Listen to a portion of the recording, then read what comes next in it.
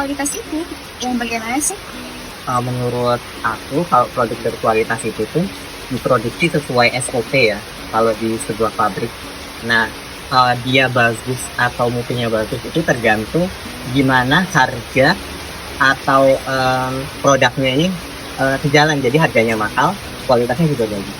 Oke, makna produk bermutu bagi aku itu, kalau bermutu itu berarti berkualitas, artinya produk tersebut punya kualitas yang memenuhi kebutuhan pengguna. Jadi pertama, pastinya itu mudah digunakan bagi pengguna dan juga jarang mengalami error. Gimana cara bikin produk yang bermutu? Kalau misalnya dari Fasilkom sendiri kan kami lebih banyak buat website gitu ya. Nah, itu produknya itu biasanya kami menggunakan metode PADI. PADI itu singkatan dari perencanaan, analisis, desain, dan implementasi. Nah, kalau di perencanaan ini kita rencanain dulu nih mau websitenya itu mau ke apa gitu. Misalnya ke bidang apa di pemerintahan atau di warung-warung gitu dan sebagainya kan. Nah, terus juga direncanain juga kayak time manajemennya direncanain, terus juga ada RAB-nya.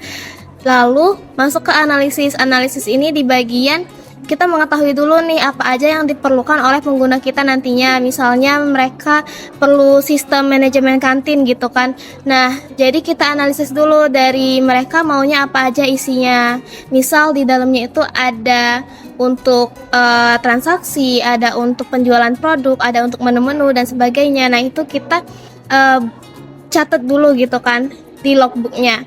Nah, terus baru kita masuk ke desain. Kalau di desain ini ya seperti namanya berarti mendesain ya, mendesain suatu website melalui Figma misalnya. Lalu baru kita ke setelah mendesain itu pastinya kita perlu feedback ya dari penggunanya. Jadi kita juga perlu masukkan apakah ini udah sesuai atau belum. Baru masuk ke tahap implementasi. Implementasi ini bisa masuk ke implementasi kode tadi. Setelah kita mendesain, kita buat kodenya gimana, habis itu baru kita hosting sehingga bisa digunakan oleh pengguna tadi. Menurutku kalau buat produk yang bermutu itu balik lagi ke bahan-bahan ya. Bahan-bahannya harus sesuai dengan apa yang nanti feedbacknya akan diberikan ke konsumennya gitu. Jadi pertama, pastinya kita memahami terlebih dahulu apa maunya pengguna. Nah, lalu setelah kita pahami, baru kita menulis kode dengan rapi. Dilanjutkan dengan melakukan uji coba agar tidak terjadi kesalahan. Pertanyaan terakhir, apa faktor terpenting yang mempengaruhi kualitas dari si produk? Jadi kita tuh harus mengetahui terlebih dahulu pemahaman dari pengguna.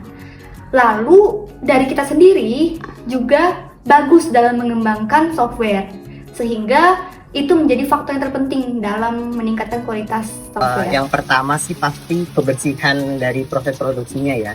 Itu karena bisa mempengaruhi dari kualitasnya. Terus pemilihan bahan baku sama sanitasi. Kebersihan lagi sih.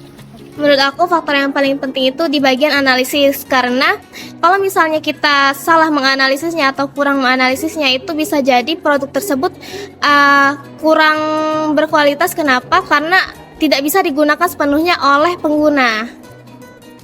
Oke, terima kasih atas waktunya. Oke, sama-sama.